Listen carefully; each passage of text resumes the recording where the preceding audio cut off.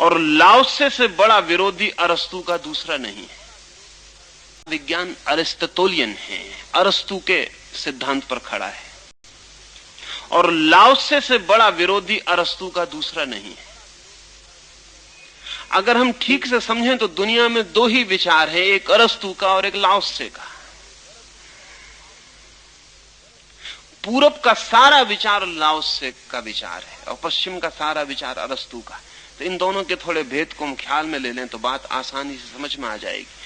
अरस्तु कहता है कि अंधेरा अंधेरा है, प्रकाश प्रकाश, दोनों विपरीत हैं, दोनों का कोई मिलन नहीं। और वो कहता है प्रत्यक्ष को प्रमाण क्या, जलाओ दिया और अंधेरा मिट जाता है, बुझाओ दिया और अंधेरा आ जाता है। अंधेरा तब आता है जब प्रकाश नहीं होता, प्रकाश जब होता है तब अंधेरा मिट जाता है। तो लाओस से अरस्तु कहता है कि अंधेरा अंधेरा है, प्रकाश प्रकाश है, दोनों में कोई मेल नहीं। अरस्तु का पूरा सिद्धांत, उसका पूरा का पूरा तर्कशास्त्र एक बुनियाद पर खड़ा है, और वो ये है कि A is A, B is B, and A can not be B. आ है, बा है, और आ कभी बा नहीं हो सकता। लाओसे का पूरा सिद्धांत अगर हम अरस्तु की भाषा में बनाना चाहें तो वो ये है कि A is A and also B,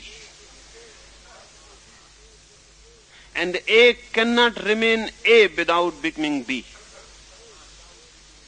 आ है और बा भी, और आ नहीं रह सकता बिना बा बने। अरस्तु का सिद्धांत ठोस धारणा का है, लाओसे का सिद्धांत तरल लिक्विड धारणा का है। लाओसे कहता है चीजें इतनी तरल हैं कि अपने विपरीत में बह जाती हैं। खाई शिखर बन जाती है, शिखर खाई बन जाता है। कल जहां खाई थी आज वहां शिखर है, आज जहां शिखर है कल वहां खाई हो जाएगी। जीवन मृत्यु बन जाती है, मृत्यु से पुनः जीवन आविष्कृत हो जाता है। जवानी बुढ़ापा बनती जाती है, बूढ़े नए बच्चों में जन्म लेते चले जाते। नहीं, अंधेरा अंधेरा नहीं है, प्रकाश प्रकाश नहीं है। अंधेरा प्रकाश का ही धीमा रूप है, और प्रकाश अंधेरे का ही प्रखर रूप है। लाओसे और अरस्तु ऐसा निर्णायक स्थिति है जगत में। तो पश्चिम के वैज्ञानिक सोचते हैं इस दिशा में कि अगर कभी लाओसे को आधार बना के विज्ञान विकसित हो तो दूसरा ही डायमेंशन होगा। अभी तो अरस्तु को मान के विज्ञान विकसित हुआ, पश्चिम का पूरा विज्ञान ग्रीक विचार पर खड़ा है। अरस्तु पिता है, अरस्तु ने जो सिद्धांत दिए उन्हीं का फैलाव 2000 साल में हुआ है। अरस्तु और आइंस्टीन अलग अलग नहीं, एक ही श्रृंखला के हिस्से हैं। तर्क वही है, सोचने का ढंग वही है। लाओसे तो बिल्कुल विपरीत है। अगर लाओसे कभी विज्ञान का आधार बने तो दूसरी ही साइंस पैदा होगी जिसका हम कल्पना भी नहीं कर सकते उसकी दृष्टि क्या होगी। अगर इसको उदाहरण से समझें, अगर अरस्तु की बात सही है तो हम मृत्यु को नष्ट करके जीवन को बचा सकेंगे, बल्कि जितना हम मृत्यु को नष्ट करेंगे जीवन उतना ही ज्यादा बचेगा। और अगर हम किसी दिन मृत्यु को बिल्कुल ही नष्ट कर दें तो परम जीवन बचेगा, जीवन ही जीवन बचेगा। लाओसे के हिसाब से स्थिति उल्टी है। अगर हमने मृत्यु को नष्ट किया तो हम जीवन को नष्ट कर देंगे, और अगर मृत्यु बिल्कुल नष्ट हो गई तो जीवन बिल्कुल शून्य हो जाएगा। अब इसे हम देखें कि वस्तुतः घटना क्या घटी है। ये बड़े मजे की बात है कि हमने जितनी बीमारियां नष्ट की, आदमी का स्वास्थ्य उतना कम हुआ है।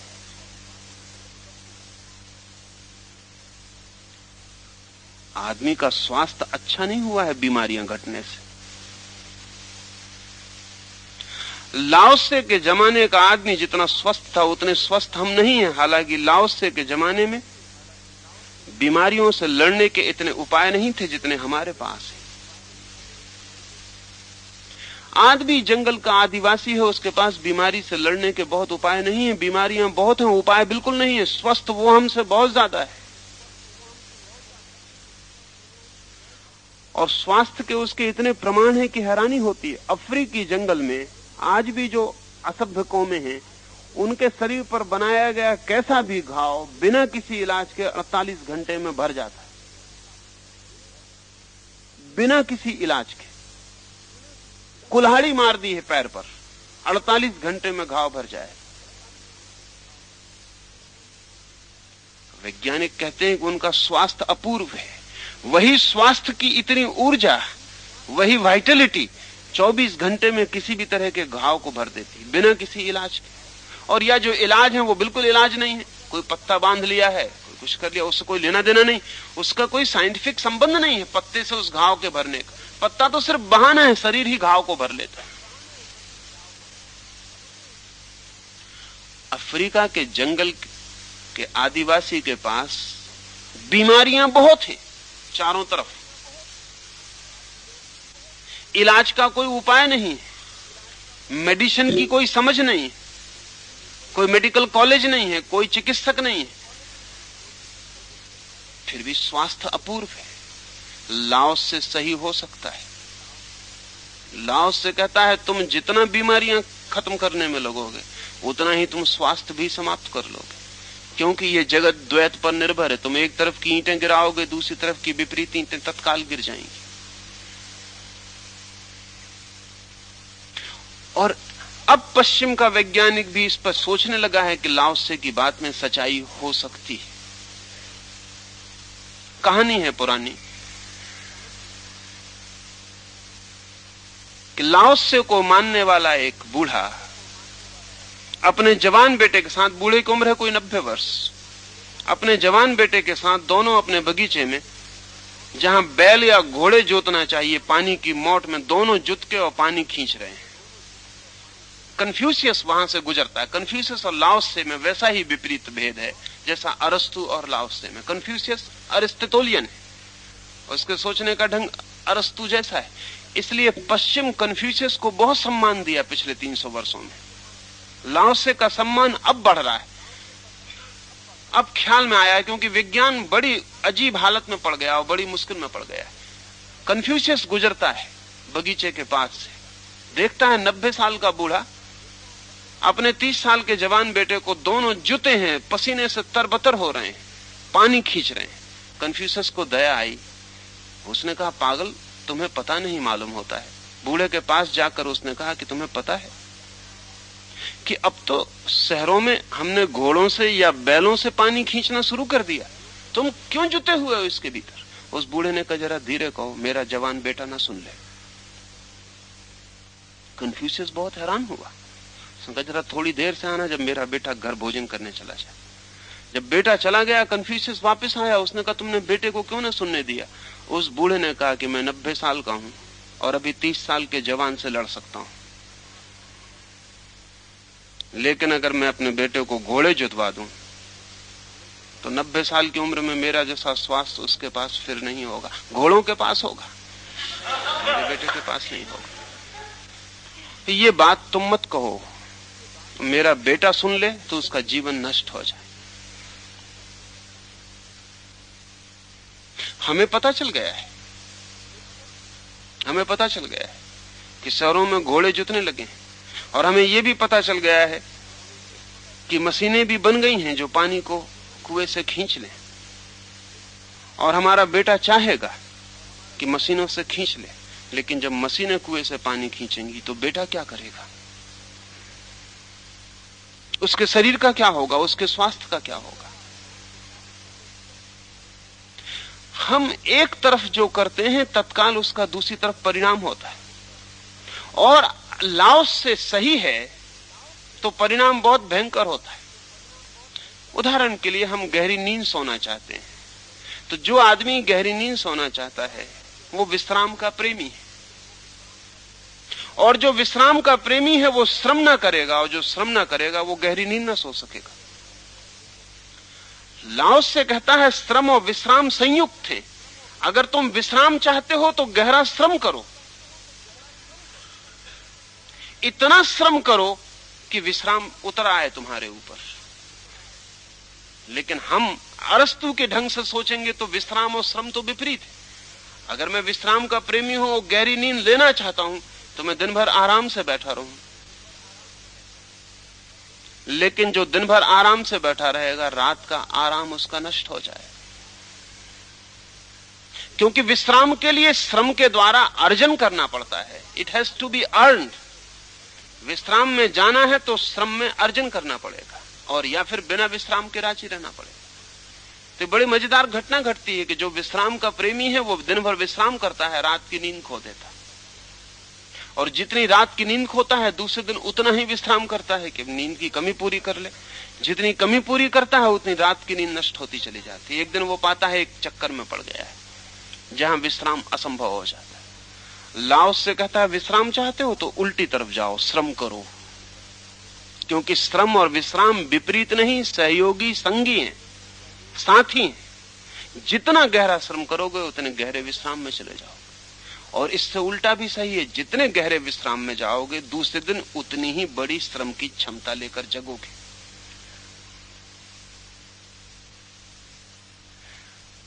अगर ये ख्याल आ जाए तो लाओस से कहेगा कि सवाल विपरीत को नष्ट करने का नहीं है, सवाल विपरीत के उपयोग करने का है।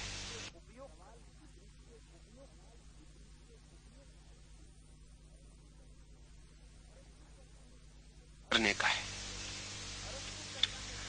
अरस्तु कहता है कि प्रकृति बीमारियां देती है तो प्रकृति से लड़ो। इसलिए पश्चिम का पूरा विज्ञान प्रकृति से संघर्ष है। सारी भाषा लड़ाई की है। रसल ने किताब लिखी कॉन्क्वेस्ट ऑफ नेचर, प्रकृति पर विजय। ये सारा संघर्ष की भाषा है। लाओस से हंसेगा, लाओस से कहेगा तुम्हें पता ही नहीं है कि तुम प्रकृति के एक हिस्से हो, तुम विजय पा कैसे सकोगे। जैसे मेरा हाथ मेरे ऊपर विजय पाने निकल जाए तो क्या होगा, जैसे मेरा पैर सोचने लगे कि मुझ पे विजय पा ले तो क्या होगा। मूढ़ता होगी। लाओस से कहता है प्रकृति पर विजय नहीं पाई जा सकती क्योंकि तुम प्रकृति हो, और जो विजय पाने चला है वो प्रकृति का ही हिस्सा है। विजय पाने की कोशिश में तुम सिर्फ तनाव से भर जाओगे, संताप से भर जाओगे। प्रकृति को जियो, विजय पाने मत जाओ। प्रकृति से लड़के तुम उसके राज मत पूछो, प्रकृति से प्रेम करो, उसमें डूबो, वो अपने राज खोल देती है। अगर किसी दिन लाओस से ऊपर साइंस का पूरा ढांचा, स्ट्रक्चर खड़ा हो तो साइंस बिल्कुल दूसरी होगी। लड़ने की भाषा में नहीं होगी, सहयोग की भाषा में होगी। कॉन्फ्लिक्ट नहीं, कोऑपरेशन। संघर्ष नहीं, सहयोग। तब हम और ही ढंग से सोचेंगे। और जो आदमी संघर्ष की भाषा में सोचता है उसका तर्क वही है कि आ है, बा बा है। इसलिए अगर आ को पाना है तो बा को हटाओ तो आ बढ़ जाएगा। अगर स्वास्थ्य पाना है तो बीमारी से लड़ो, बीमारी हटा डालो तो स्वास्थ्य बढ़ जाएगा। नहीं। पढ़ता था मैं रथचाइल्ड का संस्मरण। उसने अपना पूरा मकान एयर कंडीशन किया है, उसका पोर्च भी एयर कंडीशन है। कार भीतर आती है तो दरवाजा ऑटोमेटिक खुलता है, कार बाहर जाती तो ऑटोमेटिक बंद हो जाता है। एयर कंडीशन कार है, उसमें बैठ के वो अपने दफ्तर के एयर कंडीशन पोर्च में उतरता है, फिर अपने एयर कंडीशन दफ्तर में चला जाता है। फिर उसको 25 बीमारियां आनी शुरू होती। फिर चिकित्सक उससे कहते हैं कि तुम 2 घंटे गर्म पानी के टब में बैठे रहो। फिर वो 2 घंटे गर्म पानी के टब में बैठ के पसीना निकलवाता है। फिर उसको ख्याल आता है कि मैं क्या कर रहा हूं। एयर कंडीशन करके सारी व्यवस्था में पसीने को रोक रहा हूं, फिर पसीनों को रोक के 2 घंटे टब में बैठ के पसीने को निकाल रहा हूं। फिर पसीना ज्यादा निकल गया, गर्मी मालूम पड़ती, इसलिए एयर कंडीशन में बैठ के अपने को ठंडा कर रहा हूं। फिर ज्यादा ठंडा हो गया, फिर पसीना नहीं निकला, बीमार पड़ता हूं, तो फिर ये मैं कर क्या रहा हूं। करीब करीब संघर्ष की जो भाषा है वो ऐसे ही द्वंद्व में डाल देती है। लाओस से कहता है कि जिसको हम विपरीत कहते हैं वो विपरीत नहीं है। और अगर ठंडक का मजा लेना है तो धूप का मजा लिए बिना नहीं लिया जा सकता। ये उल्टी दिखाई पड़ती है बात, लेकिन मैं भी कहता हूं कि लाओ से ठीक कहता है, अगर ठंडक का मजा लेना है तो धूप का मजा लिए बिना नहीं लिया जा सकता है। और जिसने पसीने का सुख नहीं लिया वो शीतलता का सुख न ले पाएगा। जिसने पसीने का सुख नहीं लिया उसके लिए शीतलता भी बीमारी हो जाएगी, और जिसने बहते हुए पसीने का आनंद लिया है वही ठंडी शीतलता में बैठ के शीतलता का भी आनंद ले पाएगा।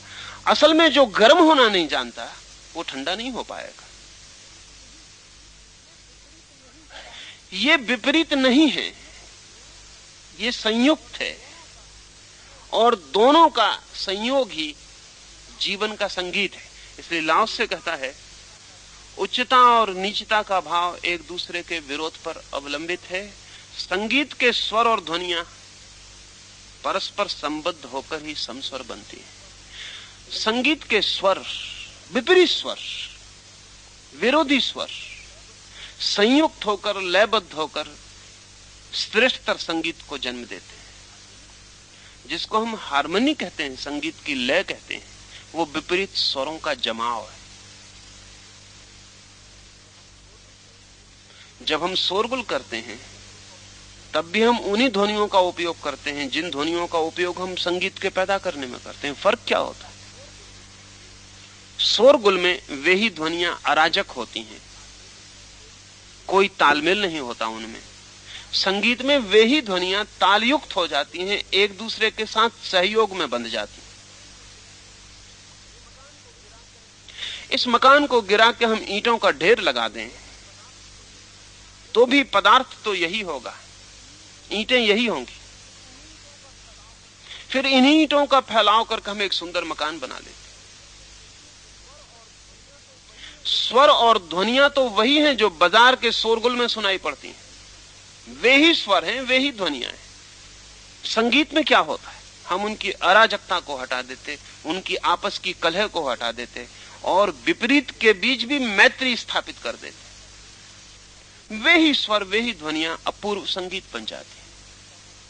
और अगर कोई सोचता हो कि हम एक ही तरह के स्वर से संगीत पैदा कर लेंगे तो वो पागल है।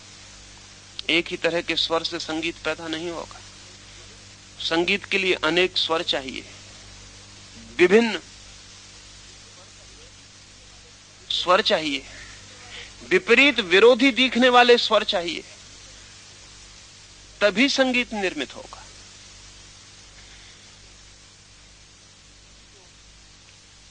ये जो हमारे मन में बचपन से ही बैठी हुई अरिस्टोटेलियन धारणा है, उससे मुक्त हुए बिना लाओत्से को समझना बहुत कठिन है। हमारे मन में सदा ही यही बात है कि हम चीजों को देखने का हमारा जो गेस्टाल्ट है, हमारा जो ढंग है, वो सदा विपरीत में है। हम कहीं भी कुछ देखते हैं तो तत्काल विपरीत की भाषा में उसे तोड़कर सोचते हैं। कहीं भी अगर एक व्यक्ति आपकी आलोचना कर रहा है तो आप तत्काल सोचते हैं वो शत्रु है। लेकिन वो मित्र भी हो सकता है, और जो जानते हैं वो कहेंगे मित्र है। कबीर तो कहते हैं निंदक नीरे राखिए आंगन कुटी छबाए। वो जो तुम्हारी निंदा करता हो उसको तो अपने ही पास में आंगन कुटी छाप के अच्छी जगह बना के पास ही ठहरा लो, क्योंकि वो ऐसी ऐसी काम की बातें कहेगा कि जो हो सकता है तुमसे कोई भी ना कहे। कम से कम जो तुम्हारे मित्र हैं वो कभी ना कहेंगे। वो ऐसी बातें कह सकता है जो तुम्हें अपने आत्मदर्शन में उपयोगी हो जाए। वो ऐसी बातें कह सकता है जो तुम्हें तो स्वयं से मिलाने में मार्ग बन जाए। उसे तो अपने पास ही ठहरा लो। अब कबीर लाओत्से की बात कह रहे हैं। वो जो तुम्हारी निंदा कर रहा है उसके प्रति भी शत्रुता का भाव ना लो। कोई जरूरत नहीं, उसकी निंदा का भी उपयोग हो सकता है। उसकी निंदा भी एक समस्वर संगीत बन सकती है। लेकिन हम उल्टे लोग हैं, निंदा की तो बात दूसरी, अगर कोई आके अचानक हमारी प्रशंसा करने लगे तो भी हम चौंकते हैं कि कोई गड़बड़ होगी। नहीं तो कोई किसी की प्रशंसा करता है, जरूर कोई मतलब होगा, खुशामद के पीछे जरूर कोई मतलब होगा। प्रशंसा कर रहा है तो जरूर अब कुछ ना कुछ मांग करेगा, या तो कर्ज लेने आया होगा, या पता नहीं आगे क्या बात निकले। प्रशंसा सुन के भी हम चौंक जाते हैं, निंदा की तो बात बहुत दूर है।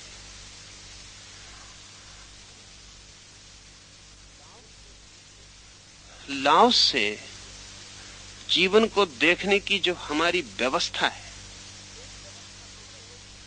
एक व्यवस्था तो यह है कि हम सारे जगत की शत्रुता में खड़े हैं।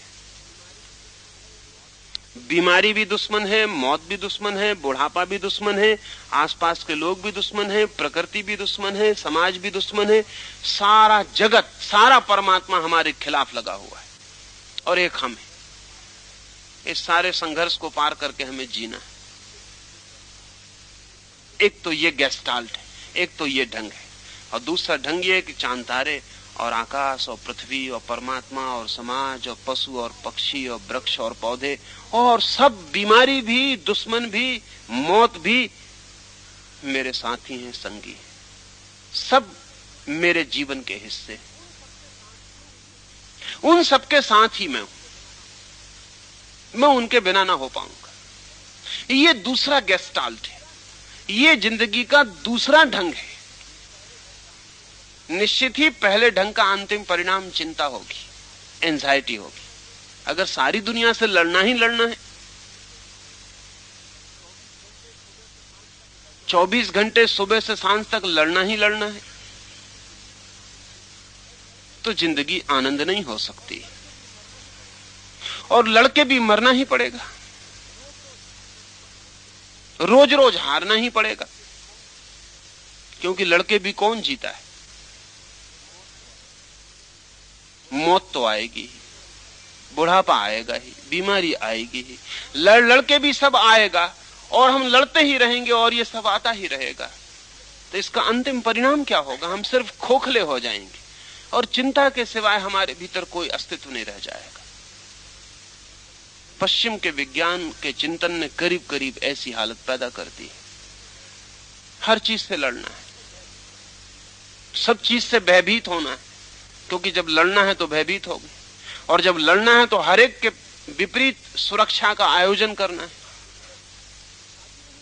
हिटलर शादी नहीं किया इसलिए कि शादी कर ले तो कम से कम एक स्त्री तो कमरे में सोने की हकदार हो जाएगी, और रात वो गर्दन दबा दे।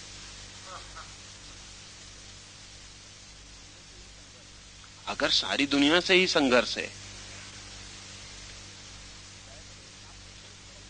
फ्रायड के हिसाब से पति पत्नी के बीच जो संबंध है वो एक कलह है, एक कॉन्फ्लिक्ट।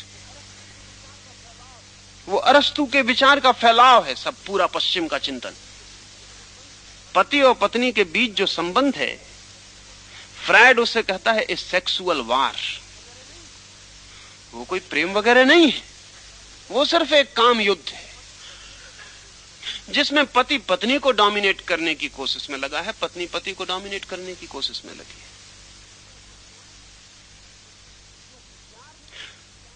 है। जो होशियार हैं वो इस अधिकार की और डोमिनेशन की कोशिश को शिष्ट ढंगों से करते हैं। जो गंवार हैं वो सीधा लठ उठा के संघर्ष कर रहे हैं। बाकी संघर्ष है, ये एक गेस्टाल्ट है जिसमें सभी संबंध ऐसे हो जाएंगे।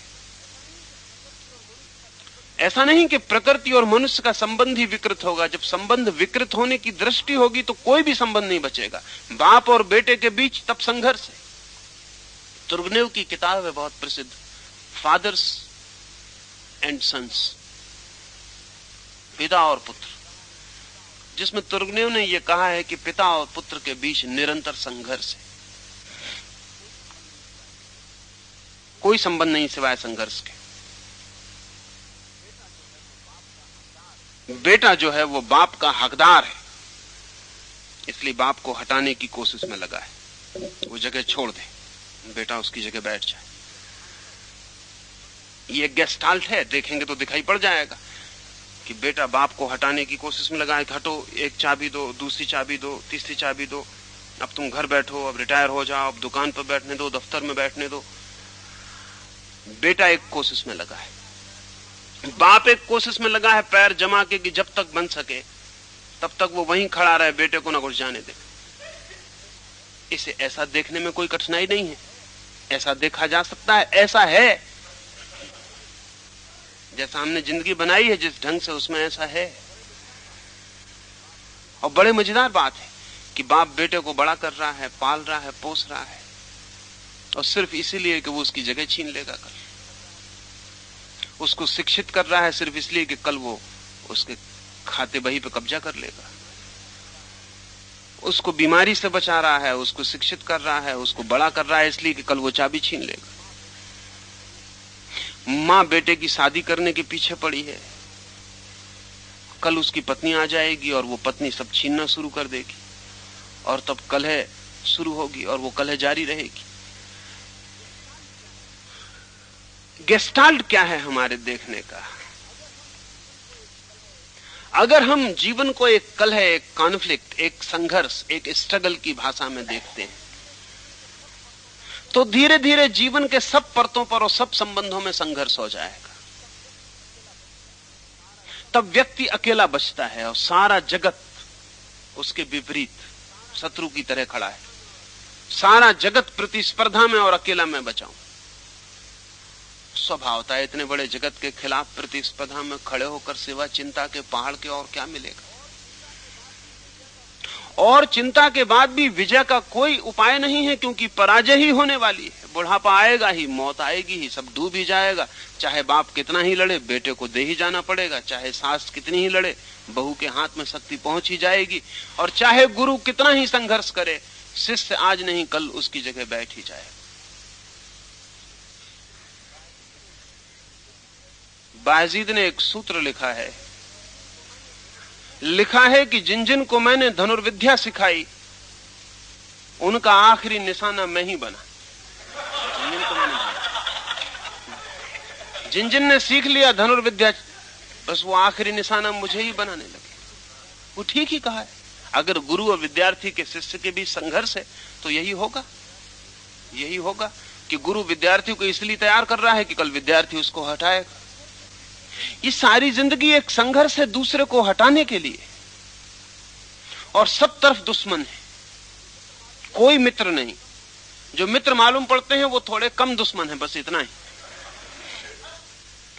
थोड़े अपने वाले दुश्मन हैं, इतना ही। कुछ लोग जरा दूर के दुश्मन हैं, कुछ जरा पास के दुश्मन हैं। जो पास के हैं जरा ख्याल रखते हैं, जरा दूर के हैं बिल्कुल ख्याल नहीं रखते। बाकी दुश्मनी स्थिर है। लाओसे एक दूसरे गेस्टाल्ट को प्रस्तावित करता है, और लाओसे ने जिस तरह से उसे रखा है, काश वो कभी आदमी के समझ में आ सके तो हम एक दूसरी ही संस्कृति और दूसरे ही जगत का निर्माण कर लें। वो कहता है तुम अलग हो ही नहीं, इसलिए शत्रुता का सवाल कहां। तुम व्यक्ति हो ही नहीं, क्योंकि व्यक्ति तुम सिर्फ इसीलिए दिखाई पड़ रहे हो कि तुम्हें समष्टि का कोई पता नहीं, लेकिन जहां भी व्यक्ति है वहां समष्टि से जुड़ा है। व्यक्ति हो ही नहीं सकता समष्टि के बिना। तुम हो इसलिए कि और सब हैं। वो जो वृक्ष दरवाजे पर खड़ा है वो भी तुम्हारे होने में भागीदार है। लाओसे ने कहा है अपने एक शिष्य को, जो सामने के वृक्ष से कुछ पत्ते तोड़ने भेजा है उसे किसी ने, वो पूरी शाखा तोड़ के लिए जा रहा है। तो लाओसे उसे रोकता है और कहता है तुझे पता नहीं पागल कि ये वृक्ष अधूरा हुआ तो तू भी कुछ कम हुआ। ये यहां सामने खड़ा था पूरा का पूरा, तो हम कुछ और अर्थों में हरे थे। आज इसका घाव हमारे भीतर भी घाव बन गया। हम इतने अलग नहीं हैं, हम सब जुड़े हैं। हमने पृथ्वी पे से वृक्ष काट डाले। लाओसे तो एक शाखा के तोड़ने पे ये कह रहा था, हमने सारे वृक्ष काट डाले, सारे जंगल गिरा दिए। अब हमको पता चल रहा है कि गलती हो गई। जंगल हमने काटे इसलिए कि हमने सोचा जंगल मनुष्य का दुश्मन। क्योंकि जंगल में मनुष्य को डर था, जंगली जानवर थे, भय था, घबराहट थी। जंगल काट काट के हमने जमीन साफ करके अपने नगर बसा लिए। हम ये भूल ही गए कि हमारे नगरों में जो पानी गिरता था वो जंगल के बिना नहीं गिरेगा, कि हमारे नगरों पर जो हवाएं बहती थी वो जंगल के बिना नहीं बहेंगी, कि हमारे नगरों पर जो शीतलता छा जाती थी वो बिना जंगलों के नहीं छाएगी, कि हम जंगल सब काट डालेंगे तो नगर हमारे सब उजड़ जाएंगे। अब आज सारे यूरोप में मूवमेंट, आंदोलन है, और वो आंदोलन इसलिए है कि वृक्ष अब न काटे जाएं। एक पत्ता भी काटना सख्त जुर्म है, क्योंकि आदमी गिर जाएगा अगर वृक्ष गिर गए। तो लाओस से 2500 साल पहले एक डाल के टूटने पर कहता है कि तुझे पता नहीं पागल, हम कुछ कम हो गए। वो वृक्ष हमारा हिस्सा था, हमारे अस्तित्व का। जैसे कि एक तस्वीर में से, एक पेंटिंग में से किसी ने एक कोने में एक वृक्ष को अलग कर लिया हो, तो तस्वीर वही नहीं रह जाती, तस्वीर कुछ और हो जाती। एक छोटा सा ब्रुश, रंग की एक छोटी सी रेखा एक तस्वीर को पूरा बदल देती। जरा सा इशारा, अगर हमने जरा सा एक वृक्ष एक पेंटिंग में से निकाल लिया तो पेंटिंग वही नहीं रह जाती, क्योंकि टोटल उसका समग्र रूप और हो जाता है, सारा संबंध बदल जाता है। आकाश के और झोपड़े के बीच में जो वृक्ष खड़ा था वो अब नहीं है, अब आकाश और झोपड़े निपट नंगे होकर खड़े हो जाते। हमने काट डाले वृक्ष। हमने सोचा कि हम आदमी के रहने के लिए अच्छी जगह बना लेंगे। हमने जानवर मिटा डाले, हमने कुछ जानवरों की जातियां बिल्कुल समाप्त कर दी। अब इकोलॉजी से जो मूवमेंट चलता है, इकोलॉजी कहलाता है, उसका कहना है कि हमने जो जो चीज कमी कर ली है उस सब का परिणाम आदमी को भोगना पड़ रहा है। जंगल में जो पक्षी गीत गाते हैं वे भी हमारे हिस्से हैं, और जिस दिन जंगल में कोई पक्षी गीत नहीं गाएगा उस दिन हम प्रकृति का जो संगीत है उसमें एक व्याघात उत्पन्न कर रहे हैं। उस व्याघात के बाद हमारे चित्त उतने शांत न रह जाएंगे जितने उस संगीत के साथ थे, पर हमें ख्याल नहीं आता, क्योंकि बड़ा है आदमी, बहुत छोटे अपने घर में अपने कोने में जीता है। उसे पता नहीं कि आकाश में बादल चलते हैं अब या नहीं चलते, वृक्षों पर फूल आते हैं कि नहीं आते, वसंत में पक्षी गीत गाते हैं कि नहीं गाते। पिछले 3 वर्ष पहले इंग्लैंड में एक किताब छपी, द साइलेंट स्प्रिंग, मौन वसंत।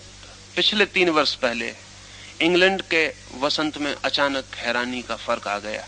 लाखों पक्षी अचानक वसंत के मौसम में वृक्षों से गिरे और मर गए। लाखों, ढेर लग गए रास्तों पर पक्षियों के। पूरा पूरा वसंत मौन हो गया, और बड़ी मुश्किल हुई कि क्या हुई, क्या बात हो गई। रेडिएशन पर इंग्लैंड में जो प्रयोग चलते थे और एटॉमिक एनर्जी के जो प्रयोग चलते थे उनकी कुछ भूल चूक से वैसा हुआ। लेकिन इंग्लैंड उस वसंत के बाद फीका हो गया। अब इंग्लैंड में वैसा वसंत नहीं आएगा कभी। गाने वाले पक्षियों का बड़ा हिस्सा एकदम समाप्त हो गया, उसको रिप्लेस करना मुश्किल है। लेकिन अगर वैसा वसंत ना आएगा तो हम सोचेंगे क्या हमें फर्क पड़ता, हमारी दुकान में क्या फर्क पड़ेगा, हमारे दफ्तर में क्या फर्क पड़ेगा, नहीं पक्षी गाएंगे। काश जिंदगी इतनी अलग अलग होती, इतनी अलग अलग नहीं है। वहां सब संयुक्त है, सब जोड़ा है। अरबों प्रकाश वर्ष दूर भी अगर कोई तारा नष्ट हो जाता है तो इस पृथ्वी पे कुछ कमी हो जाती है। अगर कल चांद मिट जाए तो इस पृथ्वी पे फर्क हो जाएगा। आपके सागर में लहरें न उठेंगी, आपकी स्त्रियों का मासिक धर्म अव्यवस्थित हो जाएगा, वो 28 दिन में नहीं आएगा। फिर वो चांद की वजह से 28 दिन में आता है। सब कुछ और हो जाएगा, एक छोटा सा अंतर और सारी चीजों की स्थिति बदल जाती है। लाओस से कहता था कि चीजें जैसी हैं उन्हें वैसा रहने दो, स्वीकार करो वो साथी हैं, विपरीत को भी मत हटाओ।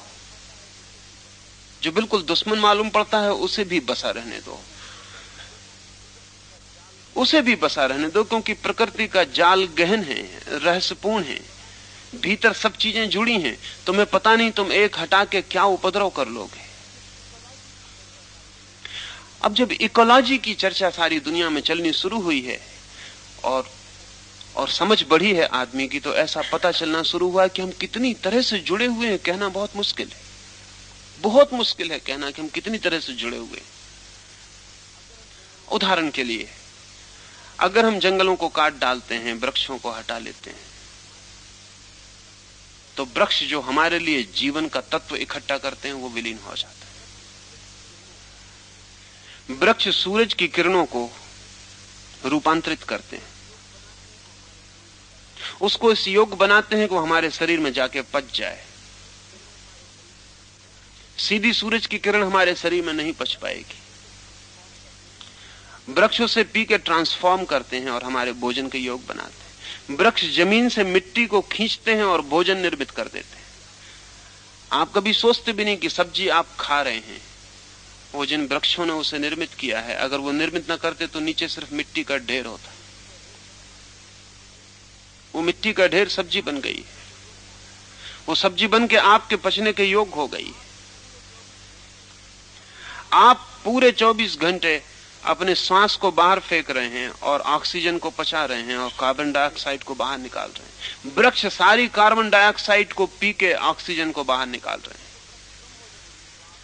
अगर पृथ्वी पे वृक्ष कम हो जाएंगे तो आप कार्बन डाइऑक्साइड बाहर निकालेंगे, ऑक्सीजन कम होती जाएगी रोज रोज। एक दिन आप पाएंगे जीवन शांत हो गया, क्योंकि ऑक्सीजन देने वाले वृक्ष कट गए। लाओसे को तो पता भी नहीं था ऑक्सीजन का। लाओसे को पता भी नहीं था कि वृक्ष क्या कर रहे हैं, फिर वो कहता है कि चीजें सब जुड़ी हैं, तुम अकेले नहीं हो, और जरा भी तुमने हेर फेर किया तो तुम में भी हेर फेर हो जाएगा।